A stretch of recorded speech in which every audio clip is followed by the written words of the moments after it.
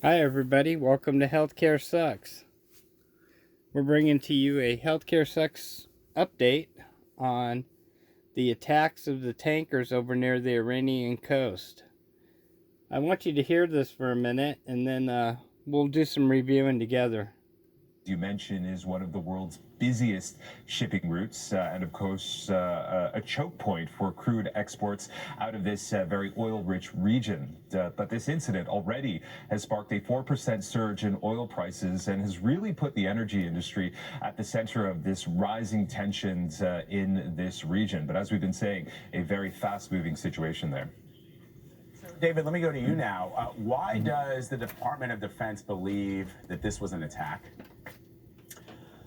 Well, the geography of it is pretty clear that these are ships passing right through areas normally patrolled by Iran. I do not know, but when a U.S. defense official says that these attacks were highly likely to have been caused by Iran, he's not just saying that out of belief. He's got some intelligence to back that up. But of course, saying it and proving it to the public are two different things.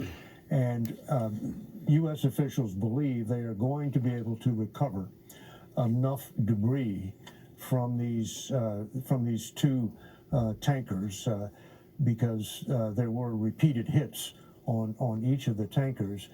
They're going to be able to recover enough debris to come up with solid evidence that would, one, be able to be presented in public, and two, would back up their claim that Iran is the likely culprit here. Now, that will lead to obvious questions of if this can be tied to Iran.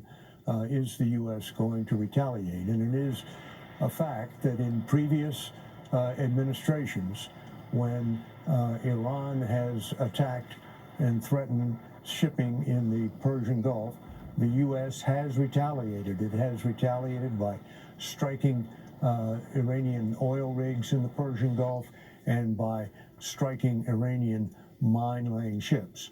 Whether that happens this time will, of course, depend on the evidence, and it will also depend on the attitudes of the major Persian Gulf allies that we have in that region, most notably Saudi Arabia. And I'm told that after the previous attacks on tankers last month, in which 4 tankers lying at anchor in the Gulf of Oman were hit by limpet mines that had been attached to their hulls, Saudi Arabia was not interested in taking any action against Iran because action against Iran is just going to further cause unrest and tension in the Persian Gulf. I'm told this time the Saudis have an entirely different attitude about striking Iran. But at the end of the day, it comes down to what the Commander-in-Chief, President Trump, decides, and I have no indication that he's made any decision yet. So, Imtiaz, you heard David. So with that being said, guys, we're not out of the woods yet. We're at the break of this. Any day, any moment, things could heat up and, missiles,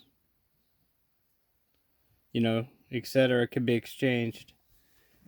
We need to pray that, of course, it doesn't happen. However, with that being said, you cannot have these guys going off and doing these kind of things and sticking their thumb in everybody's face, poking people's eyes, etc., thinking it's not going to get smacked back down.